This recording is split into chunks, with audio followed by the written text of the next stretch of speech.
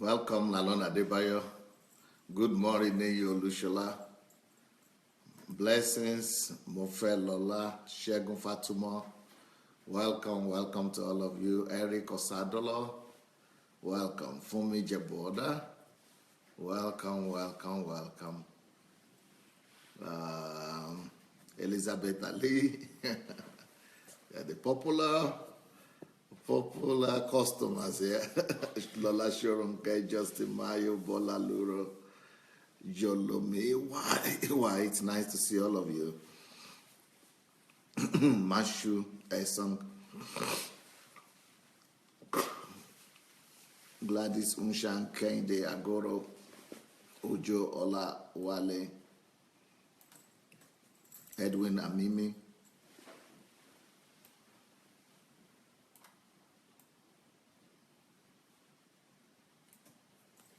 Bola Luro, Noel Okushuku, Omo Nike Ikeade,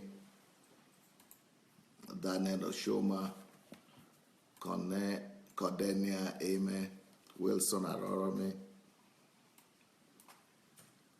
Oluwatoyin Bidemi, Bose Fayajola, Eric Lindu. Well, welcome everyone. Yeah, Oluwafume, Layo, Dina, Nena, Shi. Nice to see all of you. Welcome.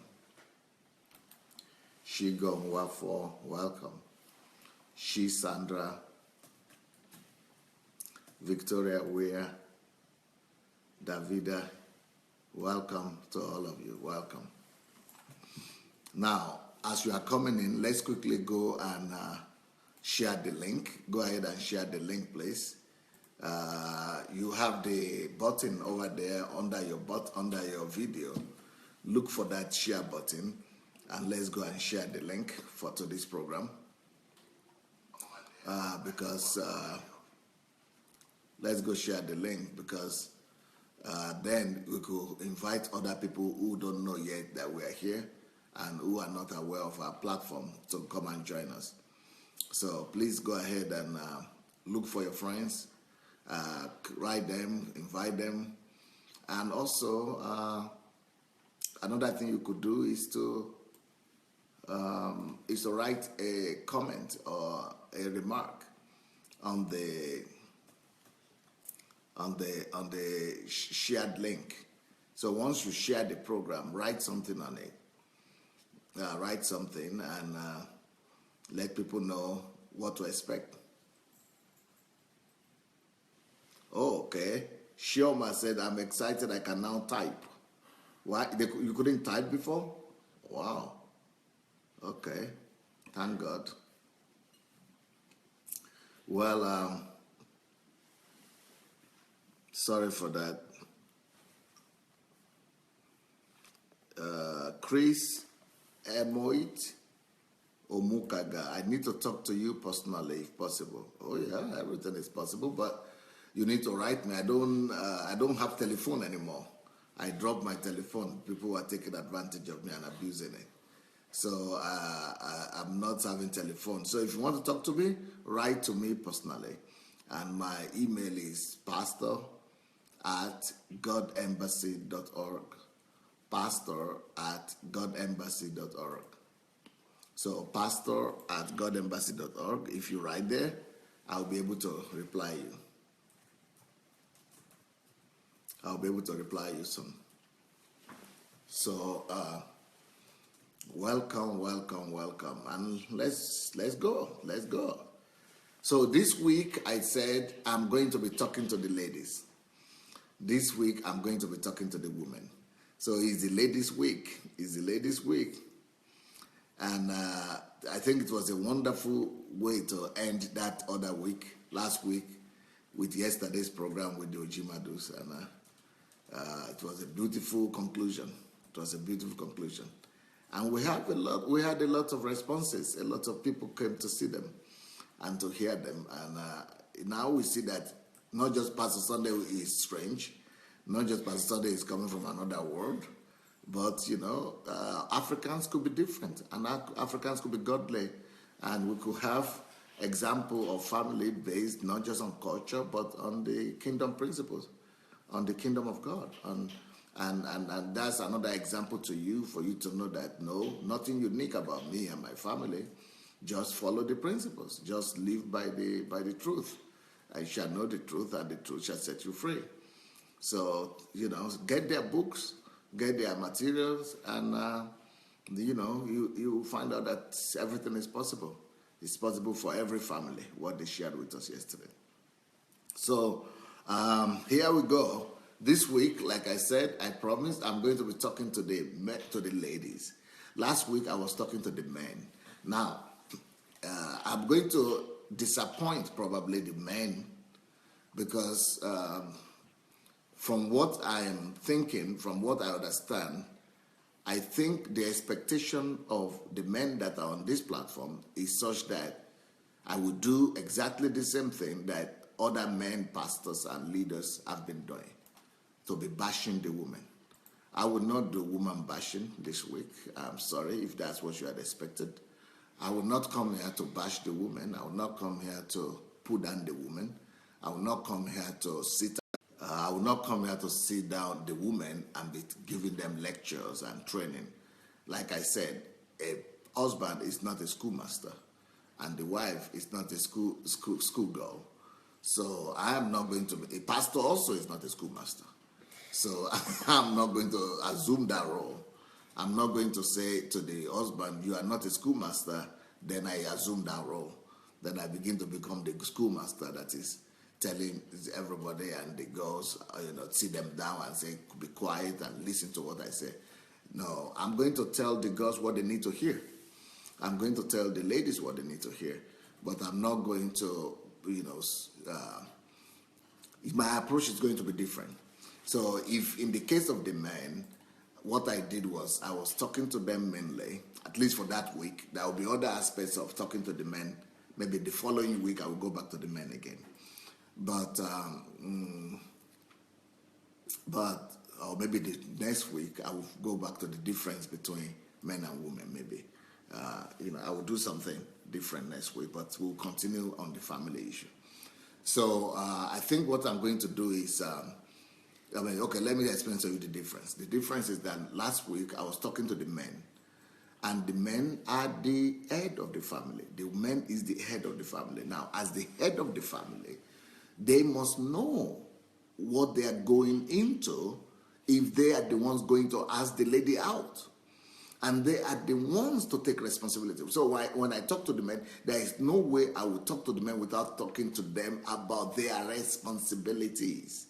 Because men is the head, and men is the one going to ask the lady out, and the men are the ones. Men are the ones going to, ask the lady to follow them, to marry them. So that is just the only way to approach that one. But I'm not going to approach the ladies' part that way, because they don't have that responsibility. I'm not going to be telling them what they should do and what they have to do for the man. I might talk about that sometime later on, but I will not start with that. Because before that comes, there must be other things that must come that must take place in the life of the lady before we begin to talk about what she should do and something. If you start talking to the woman by telling her all the responsibilities that are waiting for her and all the obligations of marriage, then you are killing her. You're already killing her before she goes into that marriage, because she is not looking for trouble. She's not waiting there looking for what problem to respond to and whose pants to wash and whose socks to remove and all that. And she's not staying in her own house looking for whose clothes to iron and whose bed to clear. So that is not a problem. Any lady is not thinking of marriage because she's thinking, oh, okay, let me look at the trouble that I could put on my head. That is not the desire and the dream of every girl. Every girl that is thinking of marriage is thinking of somebody to cover for her, take care of her, and be a protector and be a father to her. So I'm not going to start telling her, okay, this is what marriage is going to be for you. You are going to marry, you have to do this, do this, do this. No. She's not. So I'm going to approach it totally different. And so it might, you know, people who are, you know, expecting me to be doing what other pastors are doing, what other preachers are doing, and I think I'm aware of that. I think, you know, I'm familiar a little bit with that. That all teachings in churches is, I can't, I just can't. All teachings in churches is just coming down on the woman. Oh, you have to do this. You have to. A good woman must take care of what they call it. A woman take care of build her own house. You have to build your house. Oh, the woman has to build the house. The woman has to do this. Oh, it is your problem. Oh, if your husband is beating you, it's because of you. If your husband is mistreating you, it's because of you. If your husband is sleeping around, it's because of you. If your husband is doing this, it's because of you. It is the woman. It is the woman. She has to take care of the children. If your children are bad, it is the woman. If the husband is bad, it's the woman. No, I'm not going to tread that path. I'm not going to go that road. I'm sorry. I'm not going to go that road. I'm sorry. I'm not going to go that road. I'm not going to go that road. I'm not going to go that road. I'm not going to go that road. I'm going to go the road of truth. And I'm going to start out by letting the lady know who she is, first of all. Of course, I will later on go back to talking about what she needs to do in the family to the husband, how she needs to understand the husband better. That will come, but that will come a bit later. That will come a bit later. So,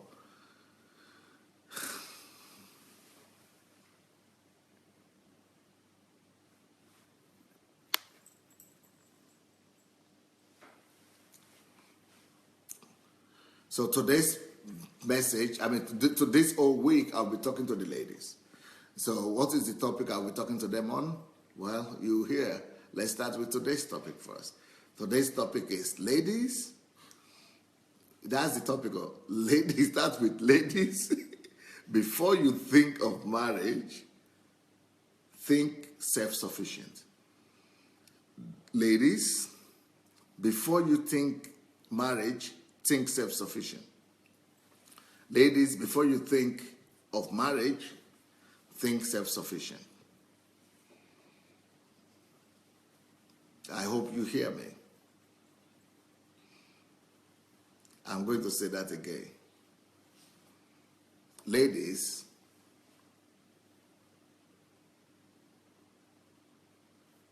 before you think, Shigo is saying, wow, you came with a sober face this morning. Yeah, because with the men, it's more like, we are soldiers. It's more like training for the men. For the men, we've got to talk to the men like with men, okay? But for the ladies, I'm not going to go to war with ladies. I'm not going to go all out. To talk to the ladies with frown face. No, I'm going to come out talking to them like a father, like a friend, like a brother. So, so today's topic is, ladies, before you think marriage, think self-sufficient. Before you think marriage, think self-sufficient. Now, when we go to the Bible, in Genesis chapter 2, verse 18, when God was talking about making a helper for the man, there is something that we need to pay attention to there. Many people just rush through that and so miss out on some of the most, even ladies miss out on what they're supposed to pay attention to. So it says in verse 18, Genesis 2 verse 18, and the Lord God said, it is not good that man should be alone. I will make him a helper. But what helper? A helper comparable to him. So, this passage is so pregnant. And it's not pregnant in the sense that people preach it. You will see the way I'm going to approach it. It's totally different from what you've been hearing people preach about. People just go to the surface and talk about just the obvious. Oh, okay, it's not good for man to be alone. People only talk about it in terms that, oh, you are supposed to be a helper. Okay, that's just a helper. Those are just the only two things people say. But, oh, how much I see here. In fact, I see so much here that it will take me a whole week talking about it morning and evening to come out of this place. Can you imagine it? I see, and I would not even be talking about those things you people talk about. I would not talk about being a helper, or it's not good to be alone. And still, I'll be talking for the next 1 week, morning and evening, and just in this particular place. But let me give you a general idea of what I want to talk about. Three main things. You want to remember them. And these three things, for me to talk about these three things, I need a week.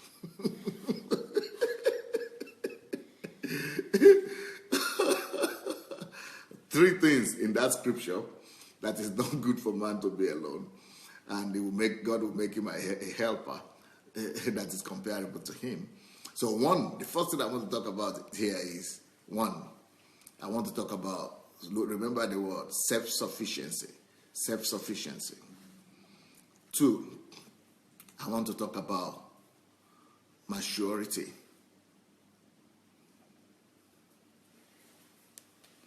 3, I want to talk about wholeness. Self-worth, wholeness. To be whole, to be made whole. I don't know if there's a better word for that, but to be made whole. So I want to talk about the woman. I'm talking to the woman. These are just things I'm talking to the woman. So, but those three things will take me at least the next 15 hours, 10 to 15 hours to just address those three things. So, 3 things: self-sufficiency, maturity, wholeness. Remember them. Self-sufficiency, maturity, wholeness. So we are starting with self-sufficiency today.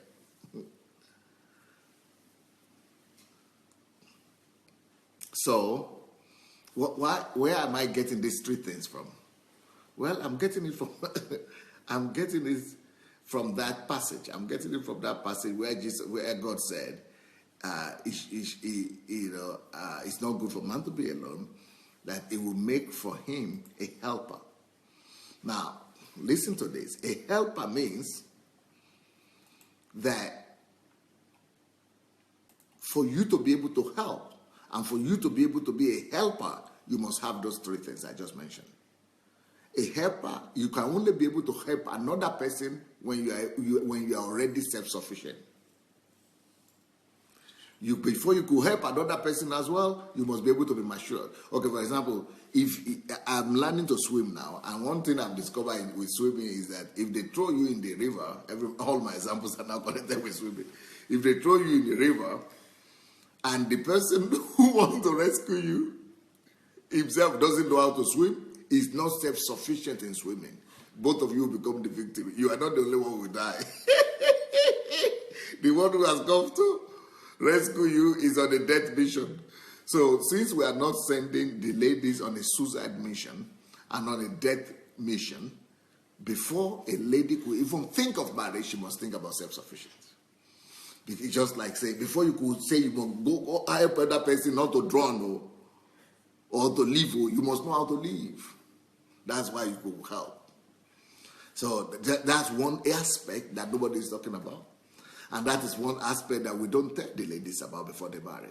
We are thinking they will go into marriage and marriage will make them to be self-sufficient. No. It is about becoming self-sufficient before they go into marriage. Another thing that you will need, that you cannot do without to be able to become a helper, is that if you are not mature, you cannot become a helper. It's just like saying now, you have a 2-year-old baby at home, and you are saying, oh, your mom is sick. So since mama is sick, or mommy is sick, and you say, oh, but she doesn't have any problem. She has a baby there now. She has a child at home now. How old is the child? 2 years old now.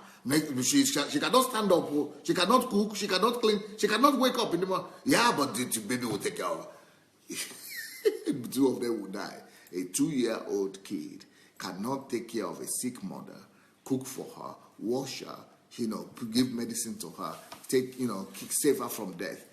A 2-year-old cannot do that because she's not matured enough for that. So the same thing with marriage. You cannot think about a helper because that 2-year-old cannot be a helper to the need of the person who is helpless. So is a girl, a woman or a lady, she has to first of all be matured before she could become a helper. So that is the second thing we have to talk about when we are talking about women. And like I said, it will take me the next 15 hours to talk about these 3 things. Then number 3 thing that we cannot talk about, we have to talk about before we talk about a lady becoming a helper, is wholeness. Because anybody that is not confident of himself, anybody that is not whole, that is not, assured. For example, just like saying, somebody, let's say,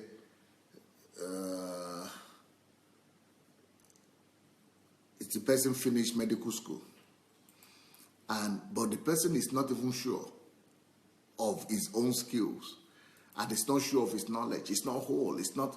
It's full of doubt. It's full of it's full of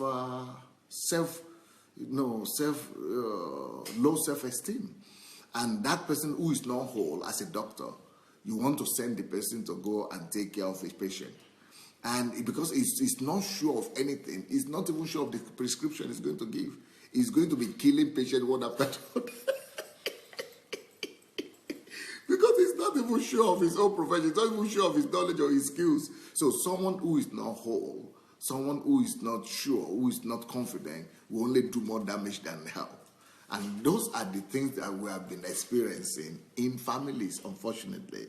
These things that we are talking about now are these very same problems that we have been seeing in homes, in families, all over the world. When these things are not addressed, marriage becomes catastrophic.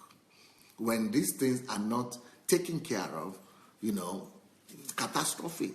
Marriage is becoming like, not just like a battleground, but marriage becomes like a hospital.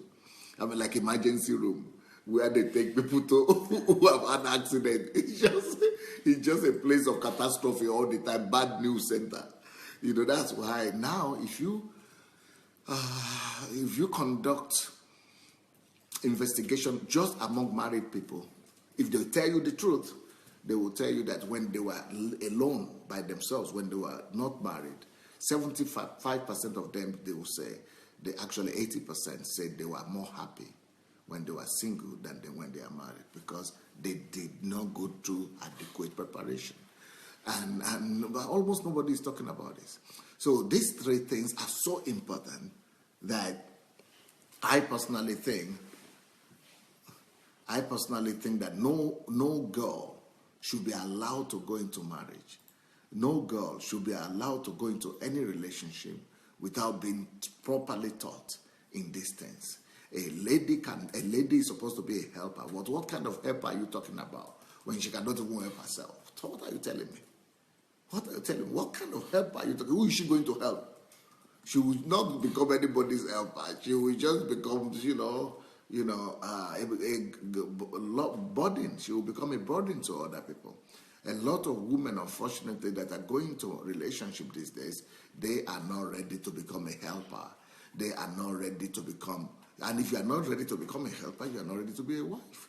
So this whole week, I'm not going to be bashing the woman. I'm not going to be attacking the woman. I'm not going to be telling the woman how to treat a husband. That one is a long time to come. It's a long way. Before we get to how to treat a husband or a man or that is a long way to come. we have to deal with the girl first. We have to deal with the lady first. We have to help the lady to become self-sufficient. We have to help the lady to become, matured. We have to help the lady to become whole first. Because if we don't deal with her, with a problem of self-esteem, with a problem of identity, with a problem of our own personality, who she is, if she does not deal with her personality, it's disastrous to let girls go to marriage just like that. So just like I said the other time, that men should not rush to marry, and that men should think properly and think deeply before they go and approach any girl. The same thing could be said about the women. That women should not even think about marriage until they know they have dealt with these three questions that I'm talking about. So we must open the ladies' eyes as well, that God created you to be a helper, and a helper that is not self-sufficient, a helper that is not matured, a helper that is not whole. She's going to wreak more havoc. She's going to bring in more tragedy. She's going to bring in more catastrophe. She's going to bring in more catastrophe to the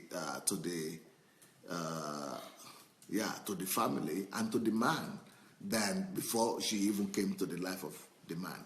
And when I say that a lot of married women are not happy, even the men too, there are some men that will say, they will easily say that their lives are difficult, or their lives are,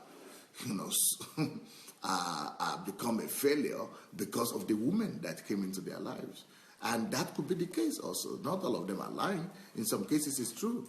But it depends on who you marry. The person you marry could be your stepping stone to success, or she could be your stepping stone to failure.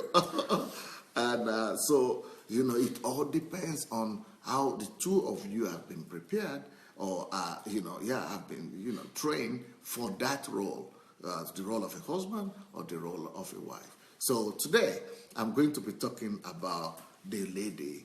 And so as a girl, let me talk to you as a girl. Forget about marriage. Forget about it, first of all. First of all, every lady needs to set, I'm talking about the ones who are not married. If you are not yet married, just leave that topic alone. Just leave it alone. The Bible says, and this is scriptural, the Bible says that he that is not married, either man or woman, is supposed to be thinking or engage her mind and alive with the Lord. He that is single, that is unmarried, should think about the Lord. Is engaging, thinking about the Lord. Is engaged and thinking about God, about the things of the Lord. Fulfillment. But he that is married, or she that is married, is thinking about the husband, how to please the husband, the children, everything. So before you marry, it's not your obligation to be daydreaming about your husband, your future husband. Oh, this one will be my husband, that one will be my husband, this one will be this kind of child we're going to have, this kind of children we're going to, forget, just think less about things that where you are not in yet. So there are some other things that you could think about. There are some other things that you should engage yourself with, rather than thinking about marriage and the man and men and all that. Remove the problem of women and of men from your head. Think about yourself. Let's think about how to make you whole. Let's think about how to become normal. Let's think about how to become, how to make yourself ready for the marriage you are going to talk about. Well, you think about marriage, of course. It's not that you don't think about marriage altogether, but you can think about it maybe 10% of the time, or maybe 5% of the time, 1% of the time. But right now, we are going to think about you. We are going to think about you, and we are going to talk about you. So what is a girl that is not married? And if you are already married, this also pertains to you and relates to you. And the way it relates to you is this: find time in that marriage to do what you did not do before marriage. Find time in that marriage to create for yourself a time for you. Find time in that marriage to find opportunity to develop yourself and to do these three things that we are talking about. If you don't do it, you will continue to suffer in that marriage. If you don't do it, not just you is going to continue to suffer, your husband will continue to suffer, your children will continue to suffer. And even after you are dead, your children will continue to carry the suffering and the consequences of the wrong choices you have made, and or the lack of development that you came into the marriage with. They will keep on taking that to their children's children. It will be transferred to your grandchildren and grandchildren, next generation. So it's a lot of catastrophe that is hidden in a relationship when the woman is not well prepared, when the woman did not do what she was supposed to do at the right time before she enters into the marriage. And even if you have already entered into the marriage, still you still have time, or you should still find the time and the opportunity to give life to yourself. Now, let me give you a statement that I read somewhere, and I even wrote a book about it. And this statement says that the first responsibility of every human, of every person, man or woman, is to first of all give life to himself.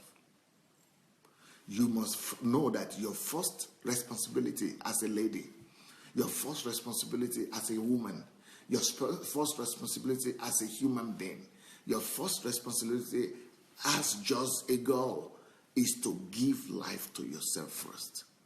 You create life. You have the responsibility to become the architect of your own life. If you have not created your own life, if you have not been able to build your own life, you don't have the right to give birth to another life.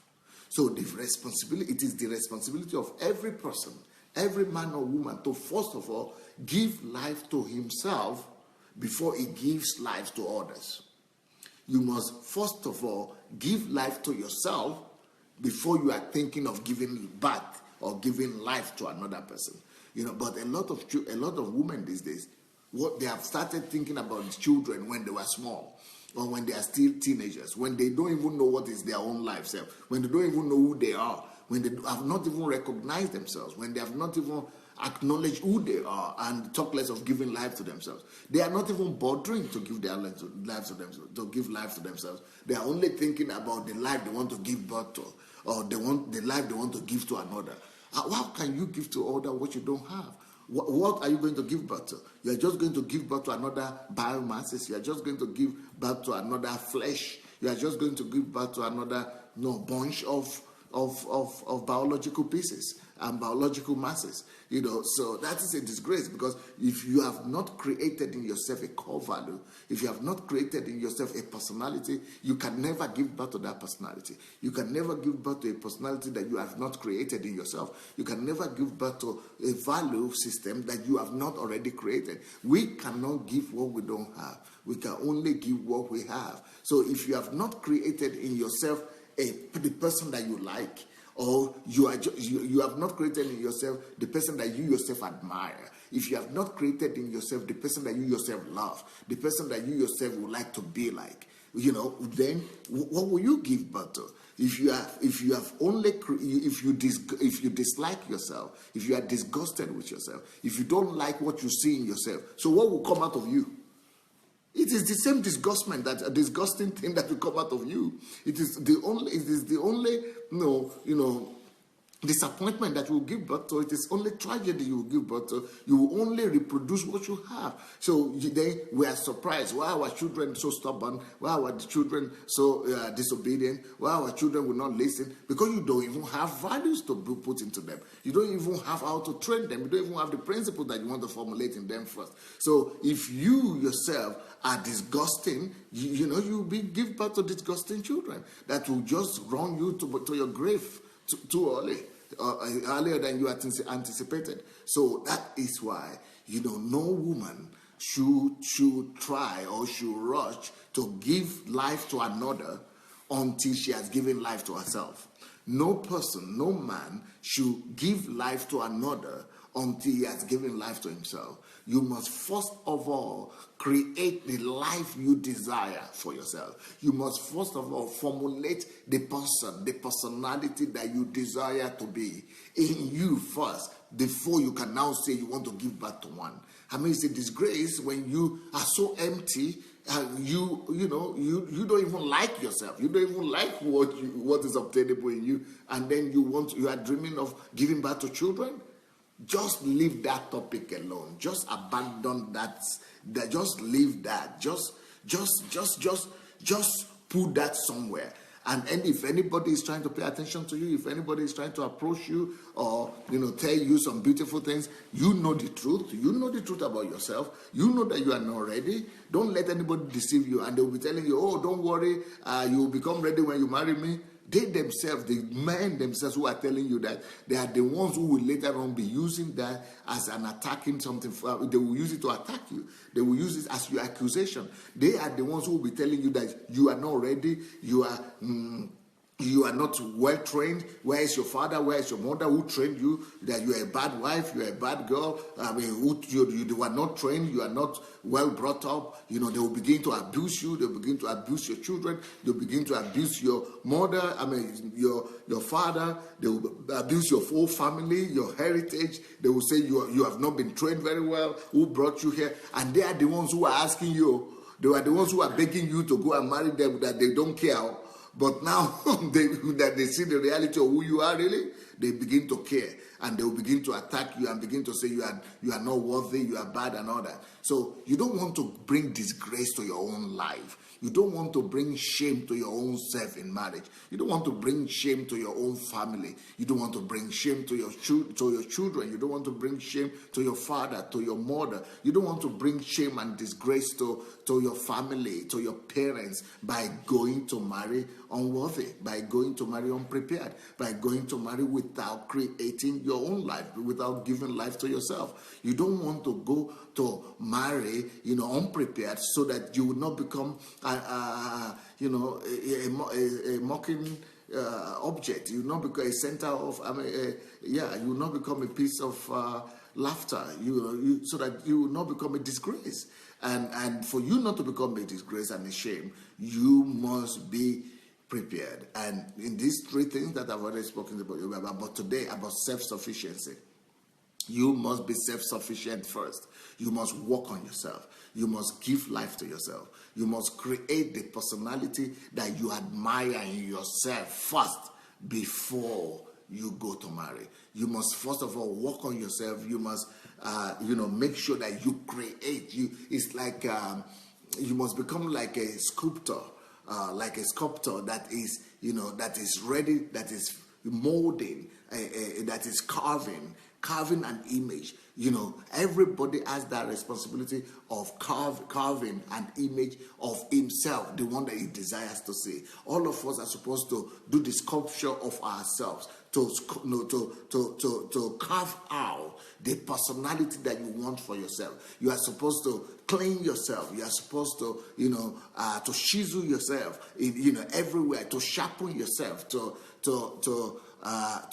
make yourself ready into the kind of lady that even yourself you are proud of, that the kind of lady that you are satisfied with. So, and the reason why this is important is that by the time you have carved out yourself, the image that you want yourself to be, by the time you have chiseled yourself and you have, made yourself ready, even though it might not be 100% the way you want it, but you are already so satisfied, you are so confident of yourself that even if any man now comes and say that you are this, you are that, you'll be able to say, no, no. You couldn't tell me that. I know who I am. I know my value. I know what I have. I know myself. So no man will now come and be telling you that you are this or that. No. You'll be able to tell them, no, listen.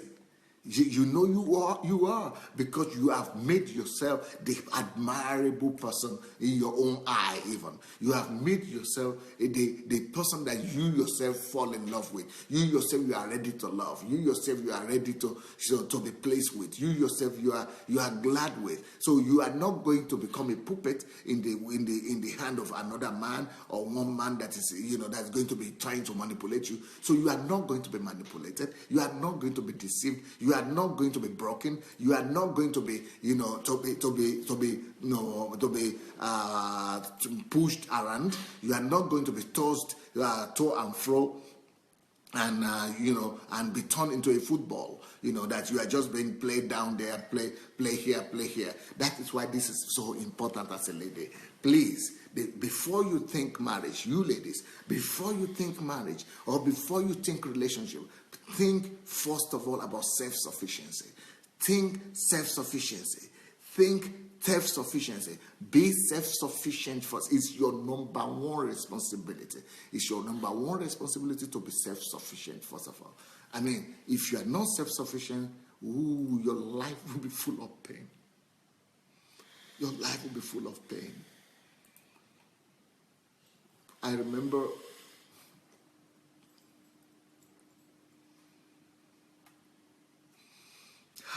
a situation that people came to me with.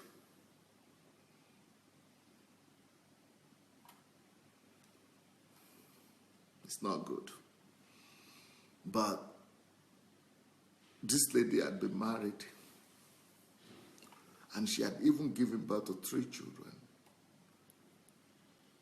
After about maybe 7 years or 10 years of marriage, the man said, I don't want you anymore. I don't want her anymore. And since I was their pastor, I had to know about it. So we decided to talk to the man and the woman. And what is painful to me right now that I don't even feel like talking about is the argument, the reason he decided to send her packing. The reason is because he says, you are smelling.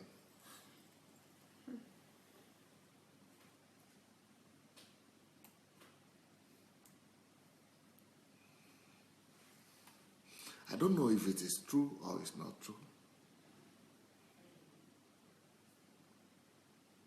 But let me tell you this. I still don't think it was supposed to do that. Even if the lady was smelling, he was supposed to help her get rid of that smell or find ways of how to, to resolve that problem. But let me tell you, just as a friend and as a father now, I want to say, do you know there is a reality in there, and there is a truth there.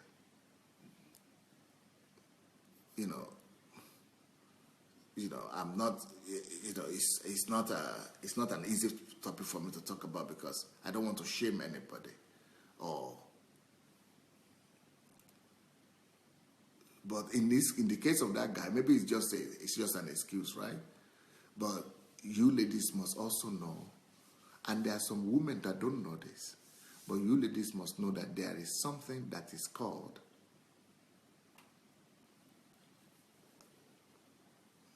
I don't know what you call it, but I think I will just use my own word. It's called, I don't know if it's not called like that, but I think it's vaginal smell. Vaginal smell. That's the way I would call it. I don't know what it's called. But, I myself never even knew that there is a treatment for that.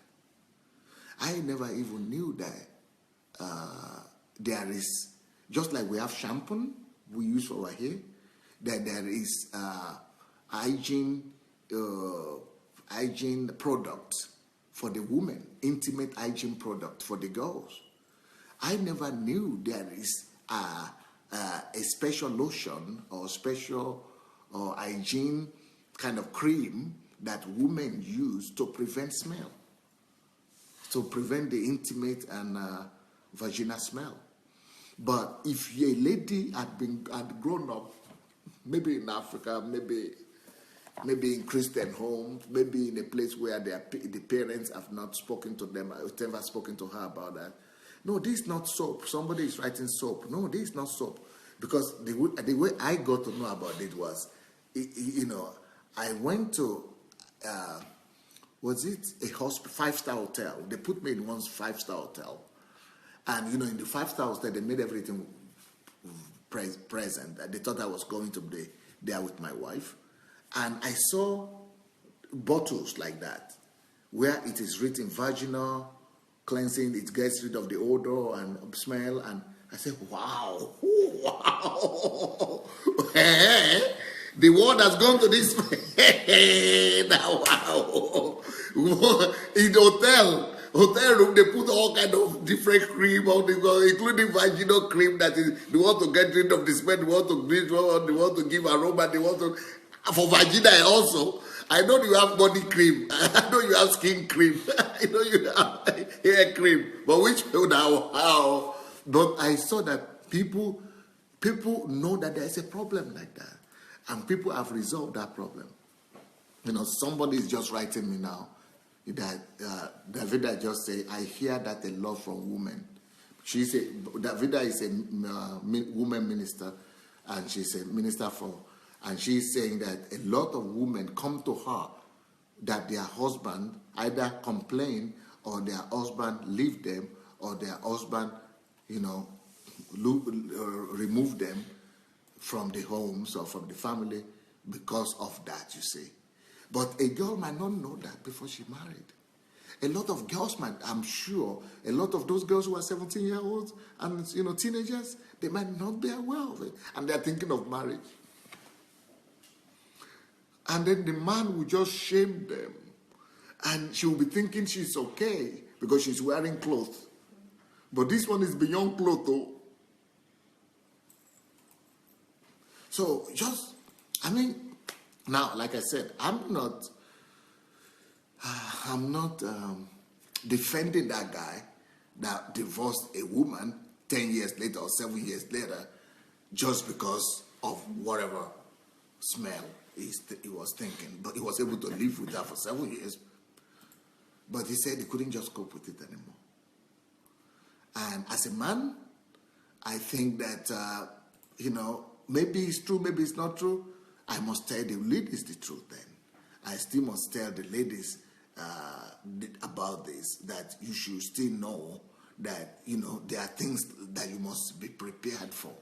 And this one is just the easy thing. This is just the small thing that I'm talking about. But this is like this easiest of things. Like, this is nothing, right? About, smell or something. But when I talk about self-sufficiency, when I say, before you think of marriage, think about yourself. Think about being self-sufficient, not just in the body preparation and things like that.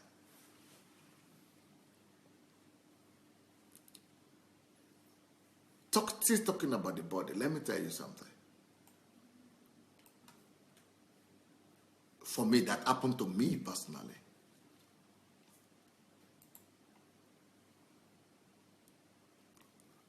Do you know, since I was growing up in Africa,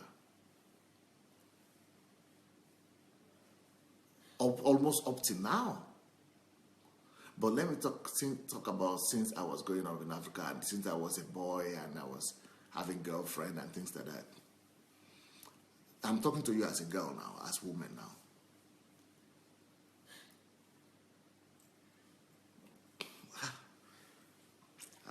I'm being forced to talk about some things that are not so easy for me to talk about, especially talking about this on the internet.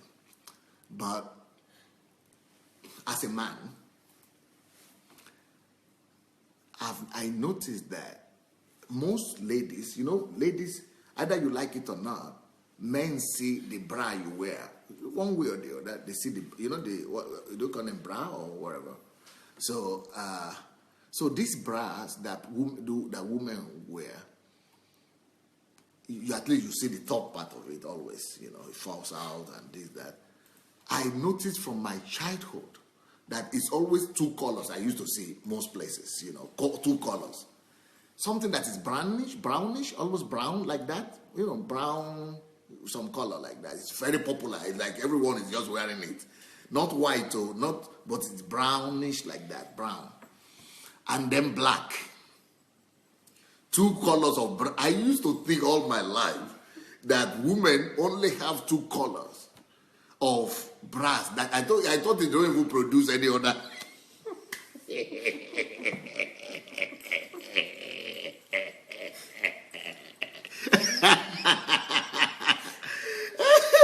The strap of the, So through the strap, I could see the colors.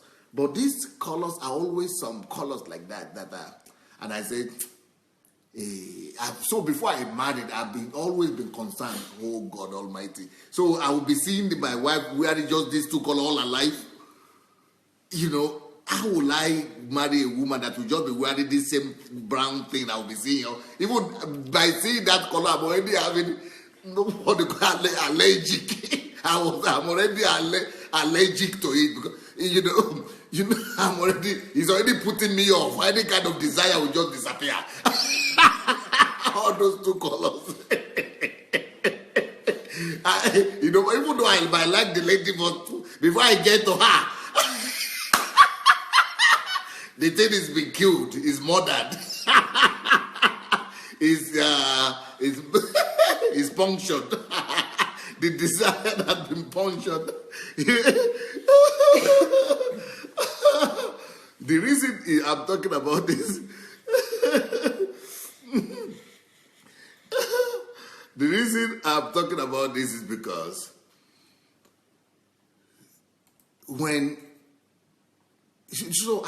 fact, I had to ask other ladies later on and say, you tell me, why is it that women always have, it's like everywhere, even when I came to Europe, they are still wearing those brown straps. I see, even the Europeans, even Africans, all of them are just wearing this. Until I and my wife, we were talking one day, and, because, she used to take me along with her to do some shopping sometimes. So normally I would just sit downstairs and say, okay, you go and do your own shopping. I will be sitting here reading or something. But I decided to go with her. It was in America or somewhere. I decided to go with her to the women's section. Then I saw, it was like an array of colors, different colors. And then I said, Princess, this one is the one I want. Please, can I help you choose? Pick this one like this, these other colors like this. So I almost bought the whole place.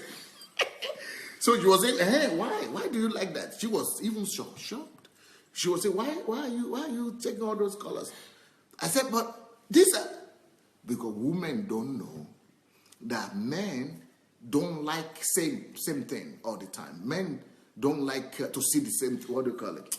Men get used to, men don't like just same thing. That is why they go and change wives also. If their wife, they see that she's just the same all the time, they go and change and get another one. But if she's not, men need colors.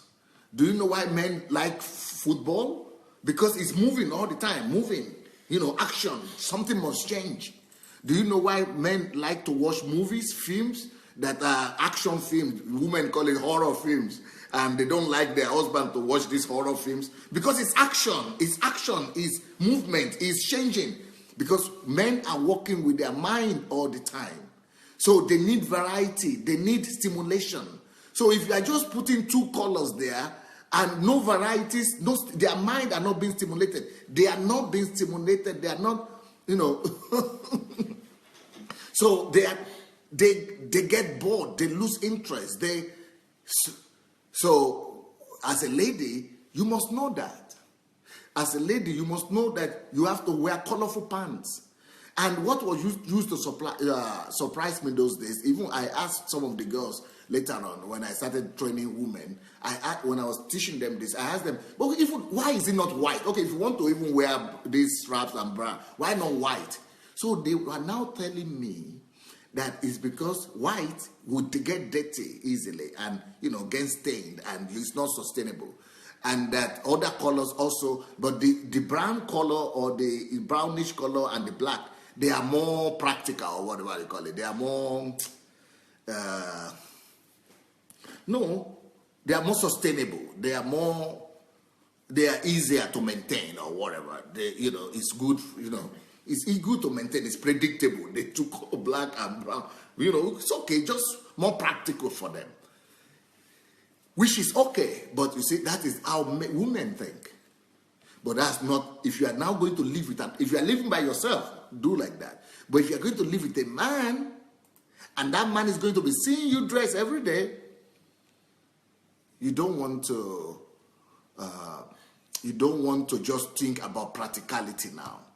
You want to probably think about the person who is living with you and what that person is saying and how that person is seeing you. So those are just little things that that I'm talking about now. So underwears, pants, and sweat, whatever you call the sweater you wear, the t-shirt you wear on top. All those things have to be colorful. All those things have to be attractive. So, but these are just minor things. These are just minor things, right? And I don't believe that there are some men who will leave you because of that. But there will be. I'm sure there will be. I believe it. There will be. But I don't believe men should do that. But they do normally. They will go and look for something that is more exciting to them, that is more interesting to them, that more better varieties for them. And but these things look small and insignificant to the lady, right? But it might decide your destiny. So, but there are even more serious things that we need to talk about when we are talking about, self-sufficiency. So, a lady, but the most important thing when we are talking about self-sufficiency is that before you even think of a man, before you think about any relationship, you need to get yourself to a place that you could tell yourself, I'm happy with myself. What is self-sufficiency? Self-sufficiency is saying, I am sufficient all by myself. I am sufficient all by myself. Self-sufficient. I am sufficient by myself. So that means you are not sitting down there thinking, oh, I'm not happy. Oh, I wish I would be happy. If somebody would come into my life, somebody. When you get married, you will even be more unhappy. I will guarantee you that one. If you are not self-sufficient now, before you marry, marriage doesn't bring that to you. It's an illusion to think that marriage will bring that to you. It is something that has to be created inside of you. Something from outside cannot give you self-worth. Something from outside cannot give you self-sufficiency. Self-sufficiency is something that has to be created inside of you.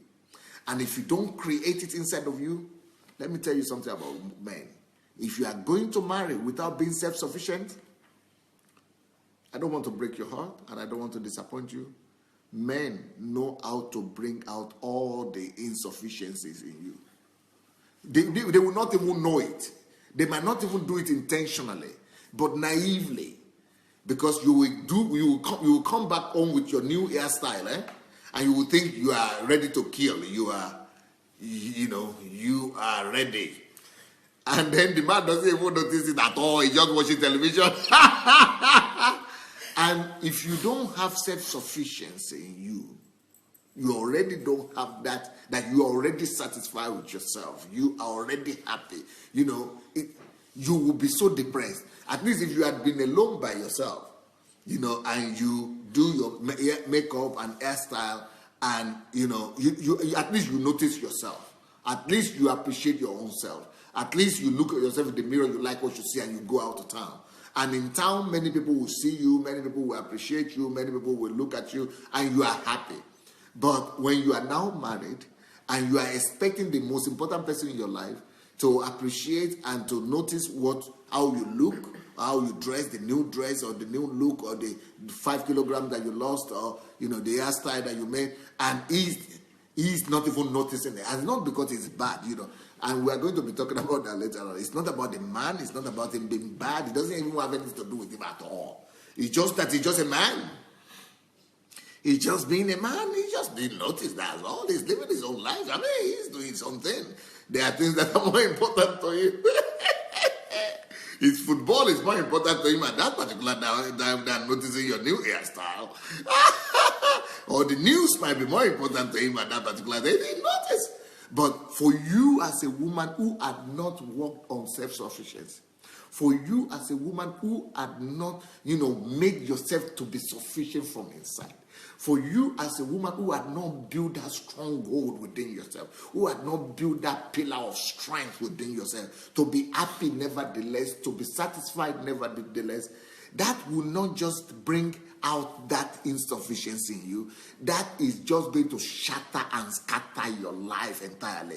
That you will be unhappy, you will be irritated, you will be depressed, it's just like they have trampled you under the feet. Just because it didn't notice what you wore. What you wore or new hairstyle. As it's something as mundane as that will be killing a girl that had not worked on self-sufficiency.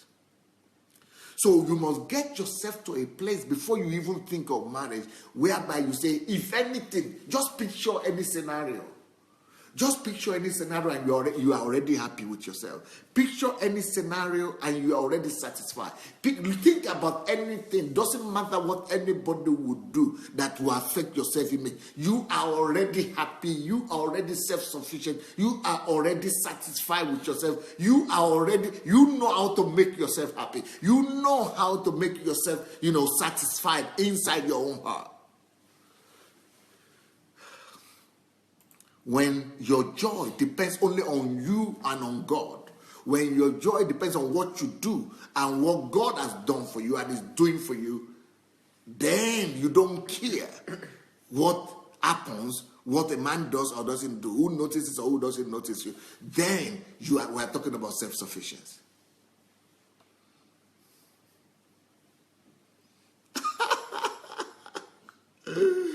Pastor Sunday, you are very phenomenal. You are just phenomenal. This is a very serious worry. Are you sure it's more serious than the other last week? It's just because he's talking to you now. Otherwise, it's very serious. So we are talking self-sufficiency. So self-sufficiency is the ability to know that I am sufficient by myself. I am sufficient all by myself. I thank God for my life. I thank God for when you wake up in the morning and you just look up to God, you are glad and you are happy. Nothing compares to that. But even when you are happy by yourself and you wake up in the morning and you are enjoying it, you enjoy your loneliness with God, you enjoy the fact that God has blessed you with a good job, or you have your profession going for you, or you have your calling that you are fulfilling, or you have personal relationship with God, you know that you can be how you want to be, you can want to look. Even at that, if you go to marry like that and you are not very solidly established, even that is going to be tried when you go to marriage. When you go into marriage, that is going to be tried because when you go into marriage, the fact that you are by yourself and you are so happy and so satisfied. For example, you wake up in the morning and you look into the door, through the window, and you see the wonderful, weather, and you see the sky. And you see you know exactly what is waiting for you. But once you marry, you no longer know what is waiting for you. If you used to wake up in the morning and look through the window and like the smell and like the light, the sunshine, and like the nature out there, when you wake up now, when you are now married, you might not even have time to look at that nature again. Crisis, because once you wake up, you want to look into the window, somebody is pinning you down on the bed, and you don't even have time to look at. So your routine is just destroyed like that. And if the next thing that you would have liked to go and do is to go and take a shower, you cannot go and take a shower because he's saying, "Oh, lie down, I'm here with you," and you cannot. You are even feeling. Saying it's uncomfortable to leave him there and he wants to talk to you or he wants to do, and you have not washed your teeth and you want to go and he says you should lie and you don't want to disobey him and you want to. So a lot of things need to be considered. So you need to make sure that no matter what, even if he says this and that, even if you feel like that, you know that you know who you are. You are already happy by yourself. But to attain that level of happiness on your own and by yourself is critical. Is primary.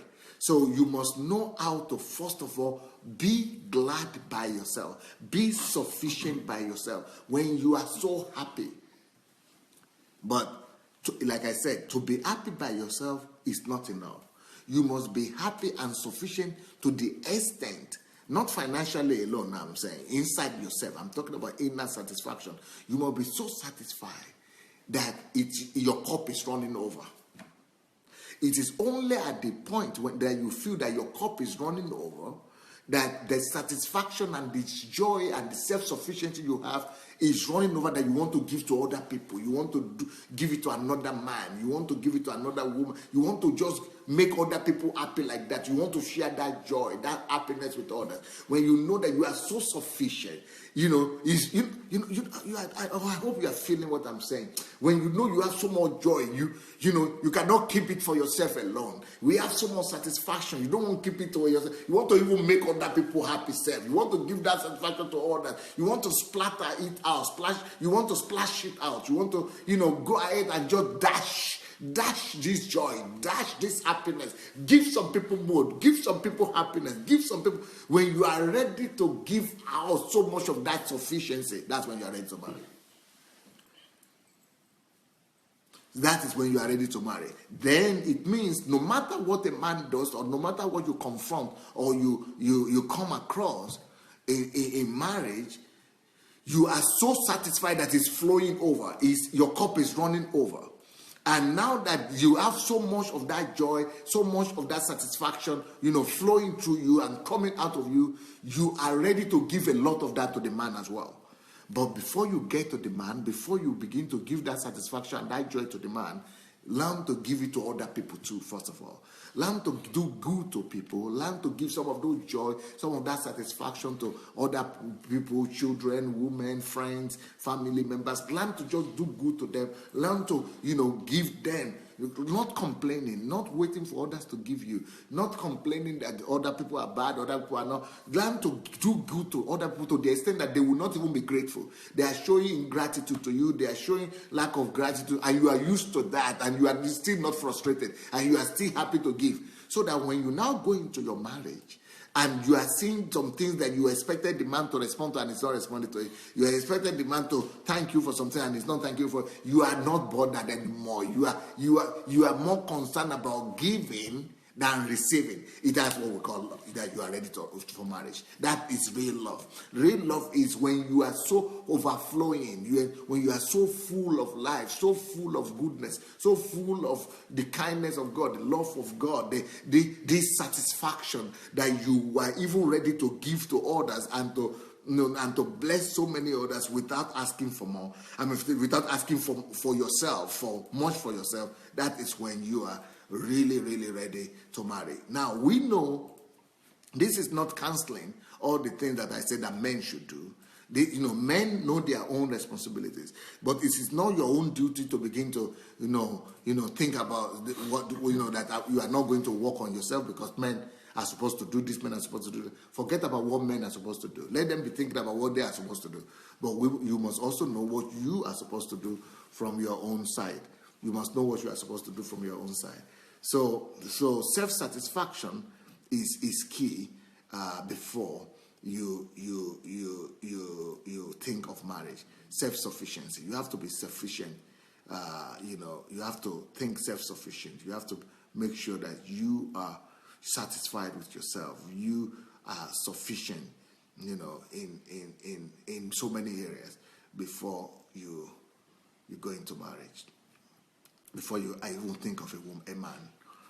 Tonight I'm going to continue. I'm going to talk about areas where you need to be self-sufficient. What are the areas where a woman would need to be self-sufficient? What are the areas where a woman would need to grow herself in self-sufficiency? In what areas are you supposed to grow in self-sufficiency? That will be tonight. Because my time, I didn't even notice that my time is already over. The time is over for today, but I think I made the point. You have to be self-sufficient. Then tonight, I want to tell you concretely where and what areas you must develop yourself and make sure you attain self-sufficiency.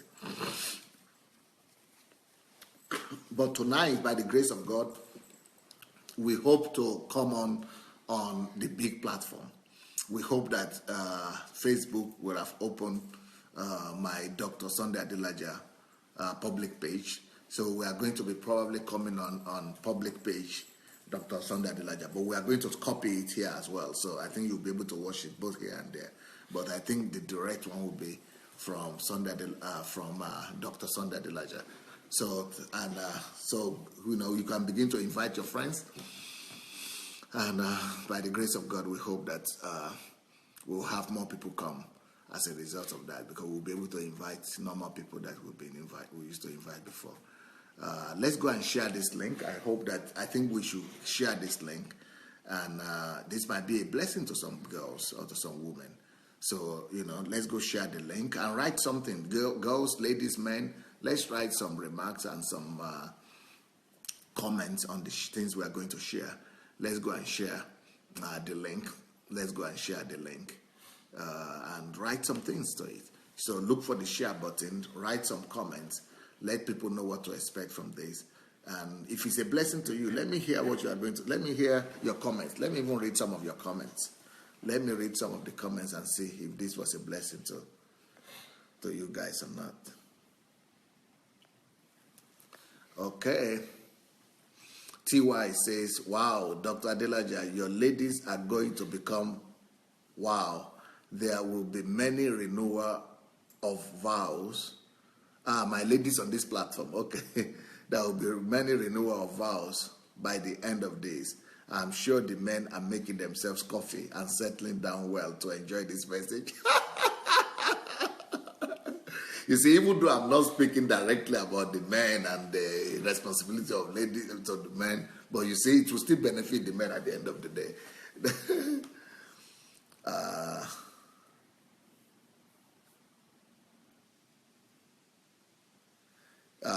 Donna Oshinashi says, so what are you as a man supposed to do to keep your wife interested so she doesn't get bored and go somewhere else?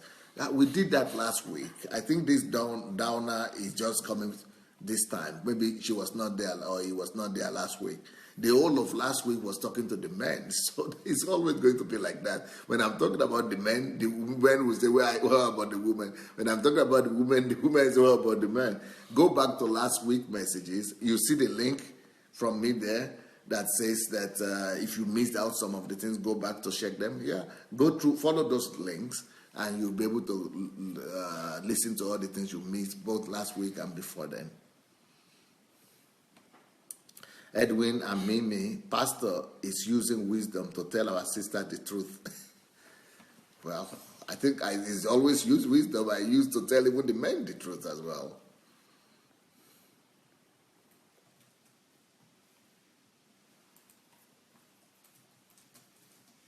Somebody is saying, what is DSA? I think DSA is an acronym that some of the people on this platform used to call Dr. Sunday Adelaja, or some people say PSA, Pastor Sunday Adelaja.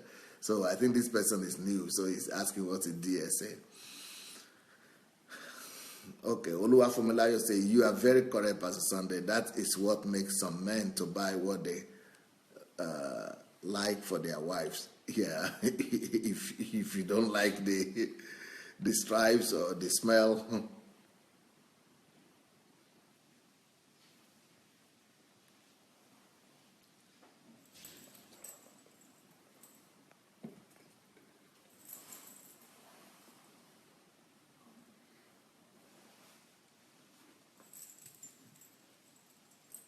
Sunshine says, I'm really enjoying this message.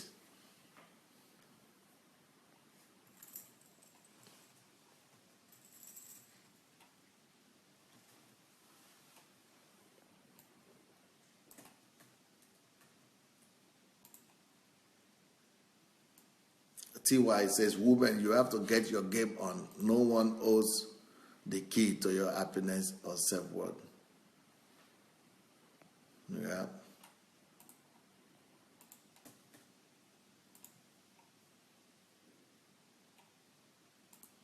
Fagbulu Fola said, you are indeed building. I think building up people. God bless you.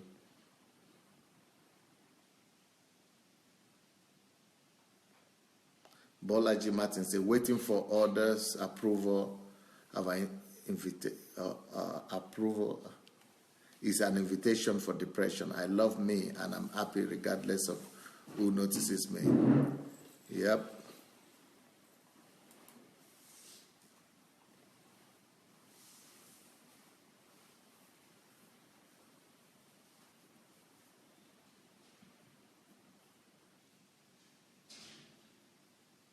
Happiness is a choice. Nobody can determine it if you don't give them the grant to have ownership of your joy.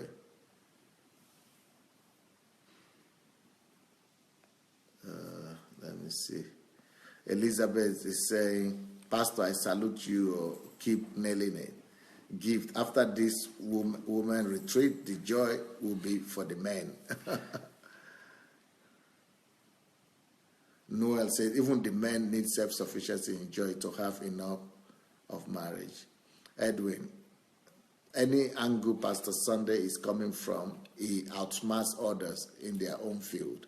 How do you work on yourself, please? Just listen to my teaching. That enough will make you a champion. Justine says, thank you, Pastor. I love these new teachings, and I'm so eager to learn more. Martin Osholis, hi. He said, you have driven the point home. Solid teaching. Thank you. Edwin said, Pastor, I'm tempted to ask you, how many brains do you have?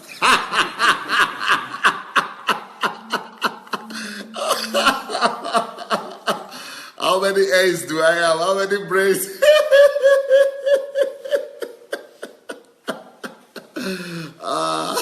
Is there anything unusual about my brain? I don't know if there is anything unusual you notice about my brain.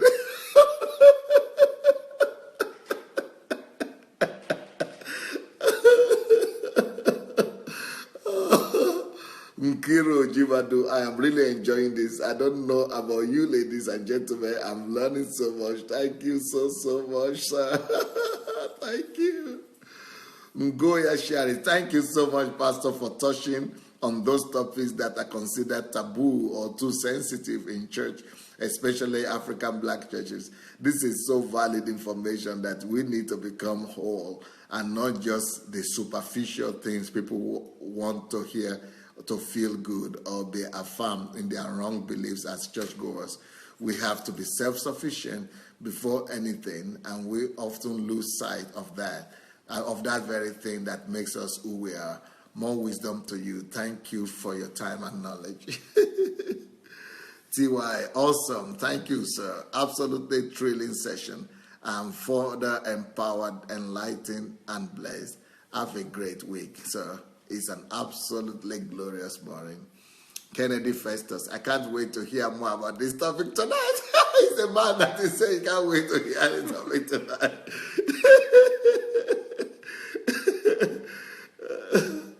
Esther Kuganja, thank you, Pastor. So useful stuff.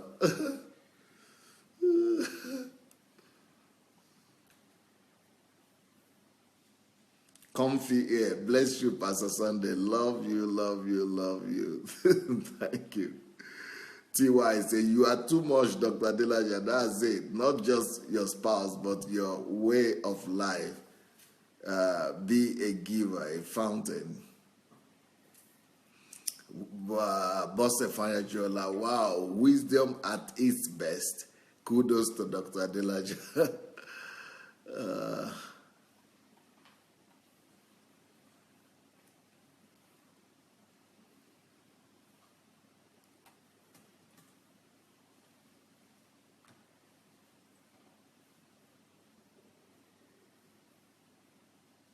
Elizabeth Adeshola said, wow, Pastor, you are too much. Thank God. I'm privileged to know you. The teachings are mind-blowing and very practical and educative.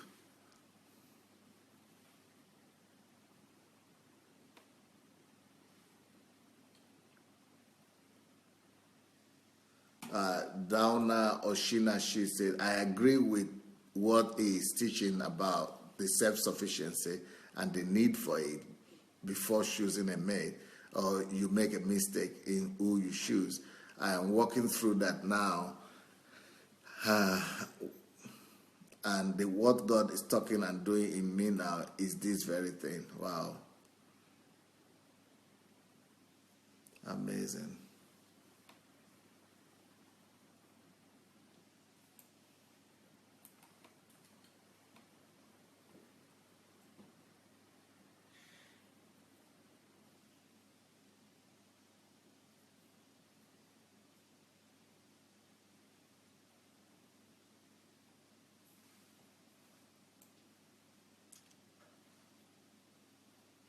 Mofelola says, now wow, this is awesome. Gift Amos, my mentor does not lay hands, but the evil spirit on some women respect his voice and have no choice than to leave. Wow, thank you, Doctor. More grace. Flair Karim Matib, I said no to some marriage proposals because I am knowing that I was not ready. Unfortunately, people sometimes try to make you feel guilty about your choices. Better this than a failed and miserable marriage. Yep. Solomon Kehinde, thank you for bringing solutions to lives. This is more than marriage, but also building, this is more than marriage teaching, but also building our lives, right?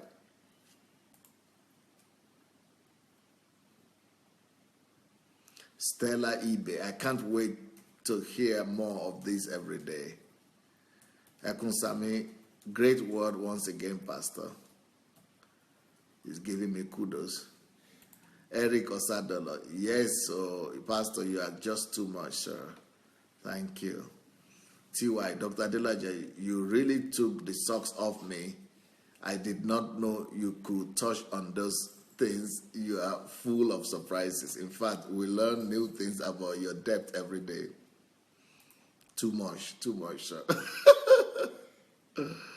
Okay, Nkiru is giving the link to books, both on Amazon and Okada.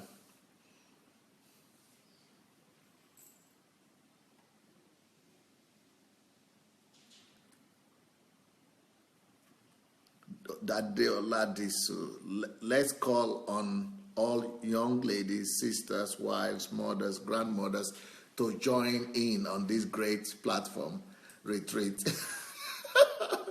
I think help has been taught wrong. The concept of helpmate has been taught wrongly and has done so much damage in marriages worldwide. Wow. Yeah, because the concept of helpmate is just, I think it's destroying the image of the woman, really. Elizabeth says, Pastor, I salute you. Keep nailing it.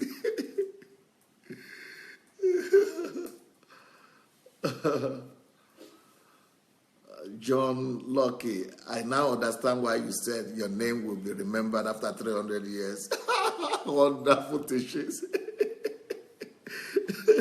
Adeola Disu, should actively join on this retreat as well, so we could teach and bring up our daughters and sisters also.